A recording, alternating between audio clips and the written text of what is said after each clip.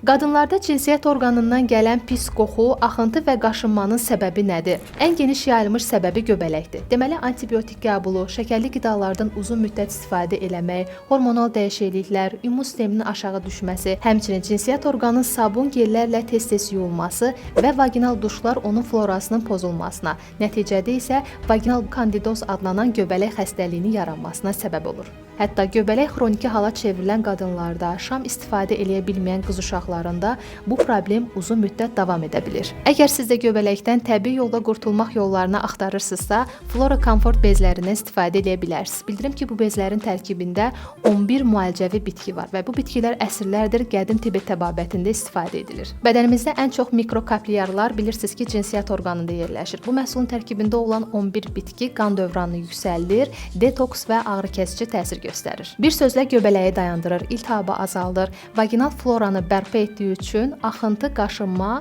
və qoxu problemi də aradan qalxır. Hazırda isə bu bezlər 40-dan çox ölkədə istifadə edilir. Əməliyyatdan yaxud da ki, doğuşdan sonra yaraların sağaldılması, ağrının azaldılması və vaginal floranın bərpa olunması məqsədi ilə xəstəxanalarda tövsiyə edilir. Bildirim ki, bizim ölkəmizdə də bu məhsul yeni gəlib. Üstəlik bu bezləri nəinki qadın, hətta kişilər də istifadə edə bilərlər.